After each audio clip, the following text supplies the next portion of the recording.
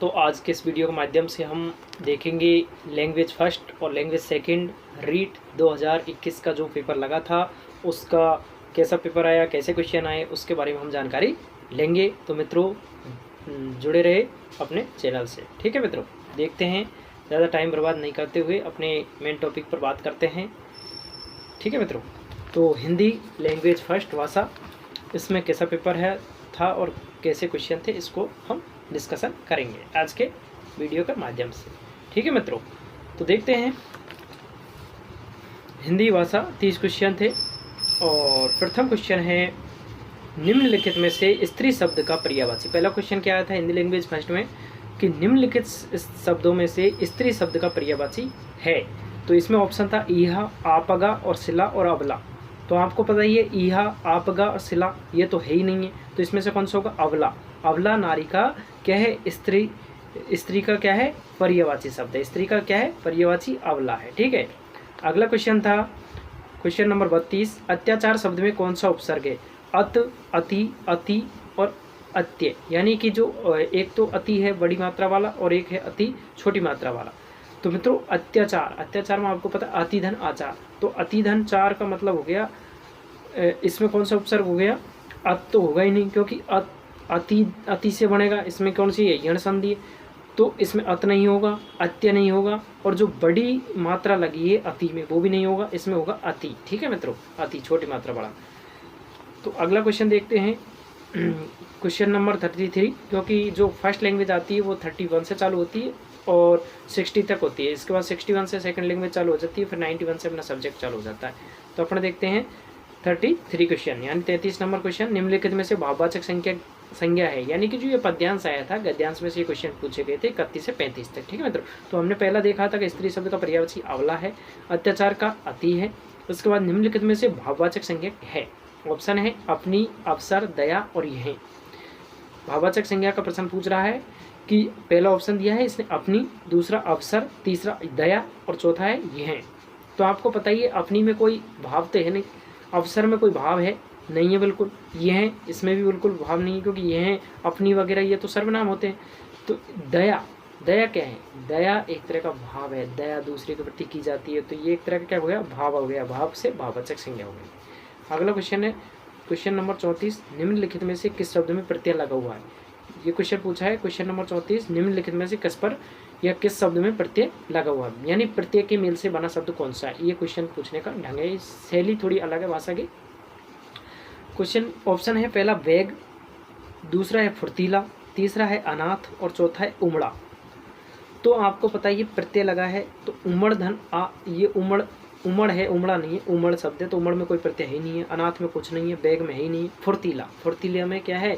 फुर्तीला, फुर्तीला, फुर्ती धन ला, तो ला प्रत्यय के माध्यम से बना है फुर्तीला। ठीक है, इसके बाद अगला क्वेश्चन है क्वेश्चन नंबर 35, मनोविकार शब्द का समास विग्रह पूछा है इन्होंने, और समास विग्रह दे रखा है मन से विकार, मन और विकार, मन का विकार, मन के द्वारा विकार, ये चार ऑप्शन दिए गए हैं।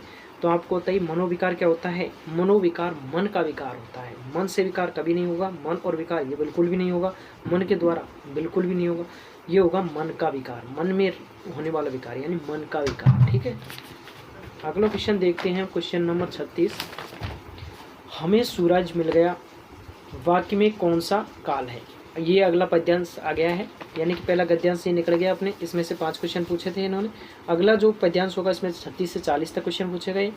ये आया था हमें सूरज मिल गया है परंतु सूरज हमारे लिए सुखद स्वप्न है, ये जो पद्यांश है उसमें से, लेकिन पद्यांशों का कोई महत्व नहीं है क्योंकि क्वेश्चन व्याकरण संबंधी है, आपको व्याकरण पढ़ेंगे तो ही क्वेश्चन होंगे।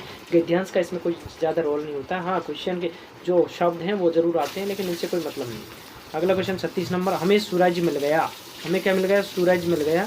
ऑप्शन है सामान्य भूतकाल, अगला है संभाव्य भविष्यकाल, अगला है संभाव्य भूतकाल और अगला है आज्ञार्थ वर्तमान काल। तो हमें सूरज मिल गया, ये मिल गया, ये भूतकाल की प्रक्रिया हो गई, ये कोई आज तो मिला नहीं है, आने वाले क्रम में मिलेगा नहीं, तो ये क्या हो गया? हमें सूरज मिल गया, पहले मिल गया, भूतकाल की प्रक्रिया, तो ये भूतकाल होगा, वर्तमान तो इसमें होगा ही नहीं। तो आज्ञार्थ वर्तमान काल कट गया, इसमें संभाव्य भविष्य बिल्कुल भी नहीं होगा।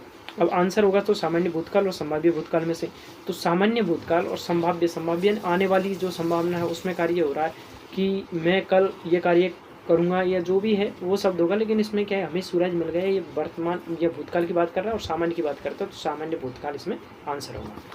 अगला क्वेश्चन है क्वेश्चन नंबर 37, निम्न में से कौन सा शब्द पुल्लिंग है? निम्न में से कौन सा शब्द क्या है? पुल्लिंग है। निम्न में से कौन सा शब्द पुल्लिंग है?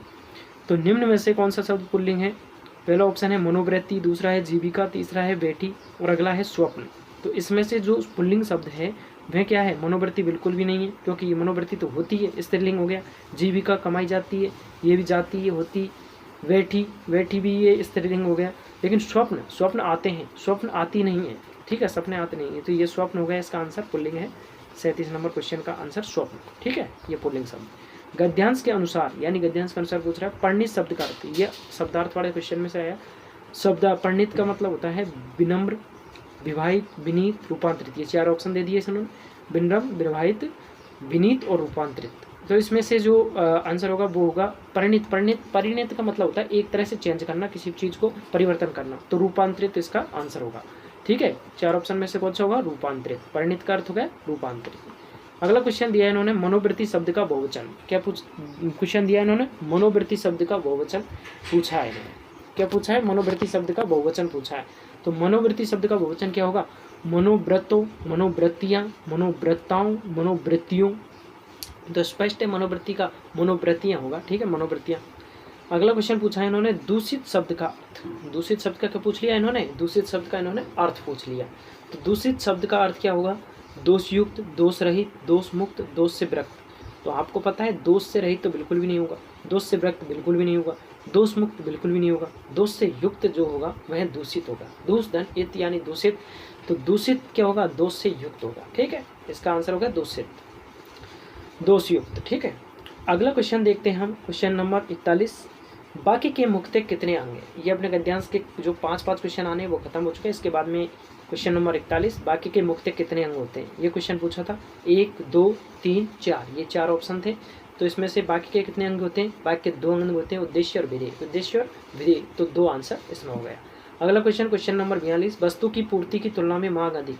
वस्तु की पूर्ति यानी वस्तु की पूर्ति की तुलना में मांग क्या है? अधिक है। तो इसके लिए लोकोक्ति कौन सी होगी?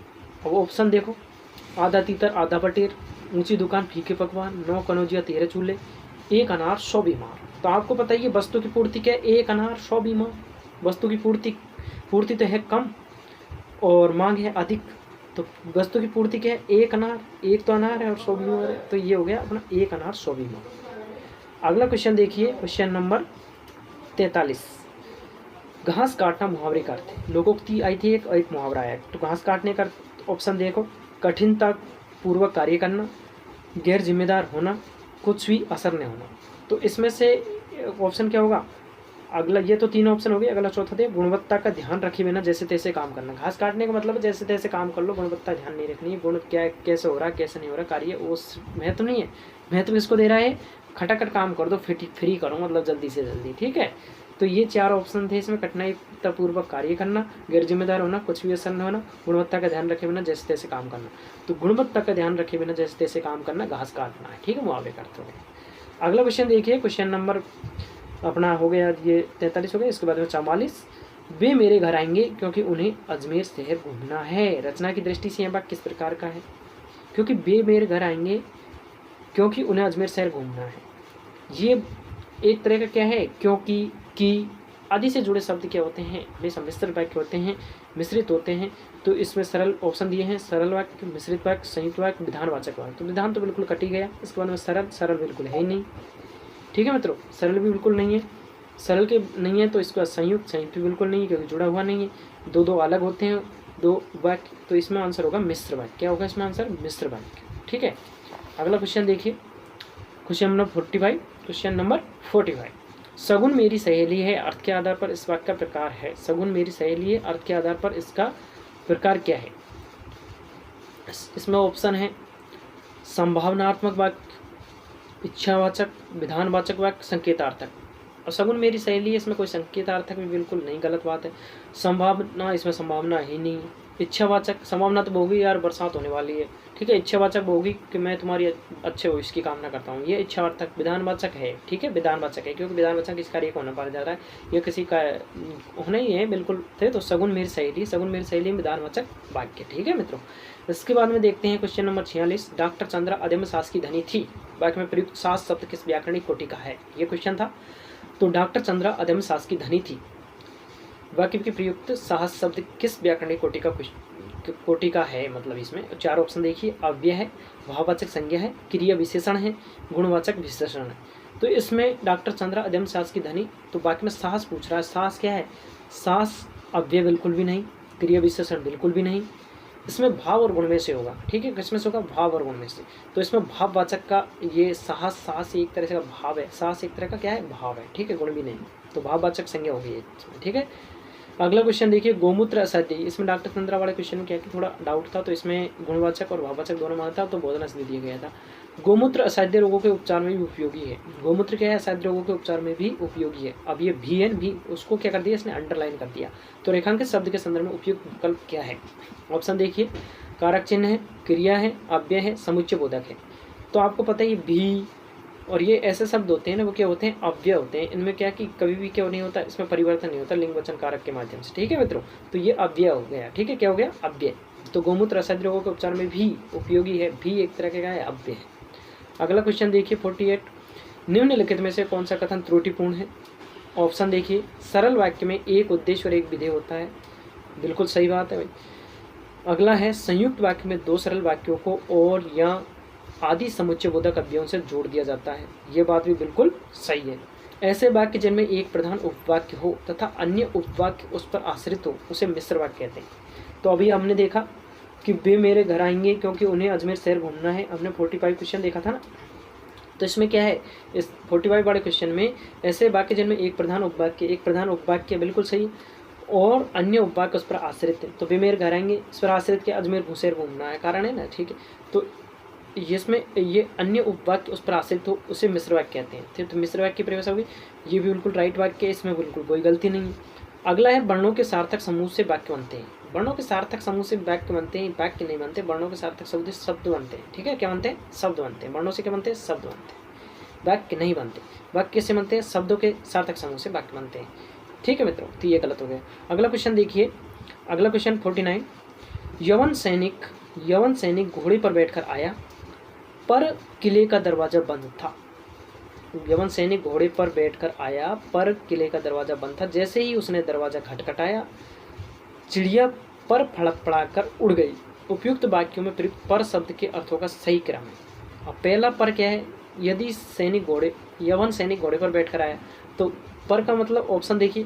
पहला ऑप्शन है किंतु ऊपर पक्षी, दूसरा ऑप्शन ऊपर पक्षी पंख किंतु, तीसरा ऑप्शन पंख ऊपर किंतु, तीसरा है ऊपर किंतु पंख, ठीक है।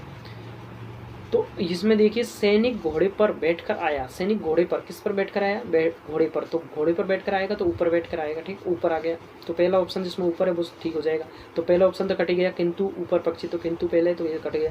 इसके बाद में दूसरा ऑप्शन है पंख ऊपर किंतु, तो पंख वाला कट गया। अब ऑप्शन रहे 2 अपने पास, ऊपर पंख किंतु और ऊपर किंतु पंख।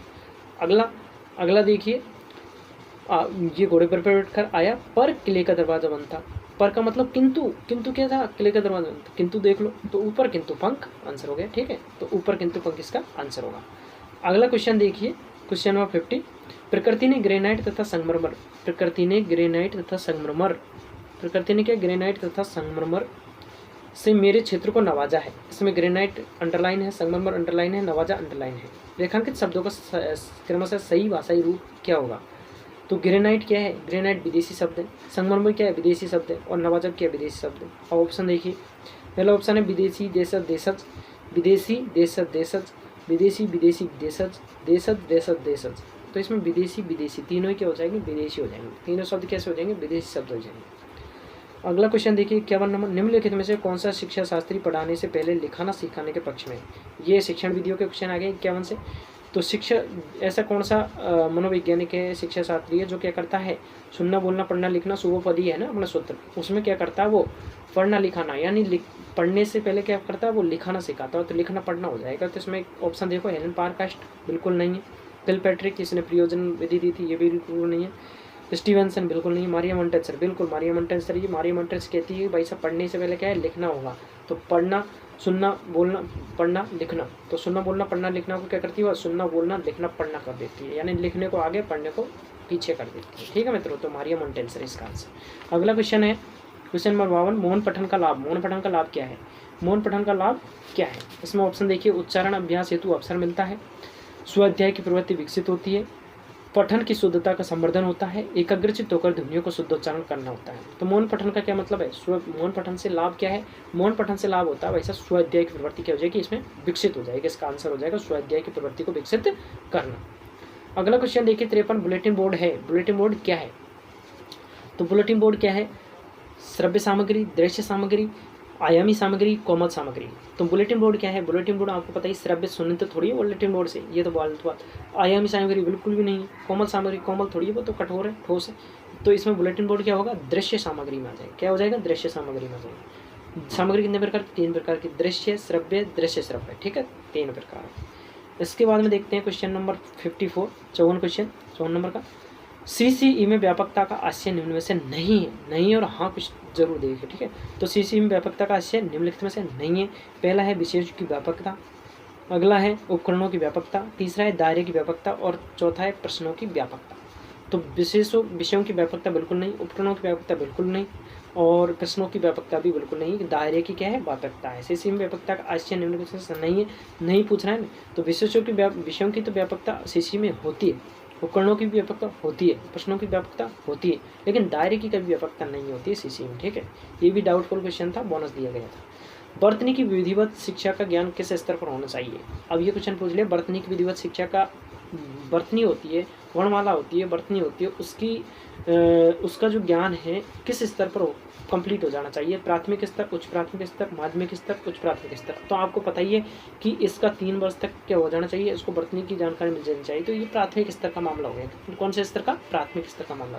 तीसरी नहीं तो कक्षा 6 तक तो हो जाना चाहिए, तीसरी कक्षा तक नहीं तो कक्षा 6 तक तो हो जाना चाहिए। तो प्राथमिक स्तर पर क्या है, इस शिक्षा का ज्ञान, विधिवत शिक्षा का ज्ञान हो जाना चाहिए प्राथमिक स्तर पर, वर्तनी की। ठीक है, अगला क्वेश्चन देखिए, क्वेश्चन नंबर 56, 56 नंबर। निम्नलिखित में से रचना शिक्षण का उद्देश्य नहीं है।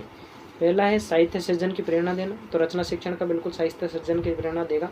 अगला है क्रमबद्धता बनाना, क्रमबद्धता बनाना बिल्कुल भी सही है।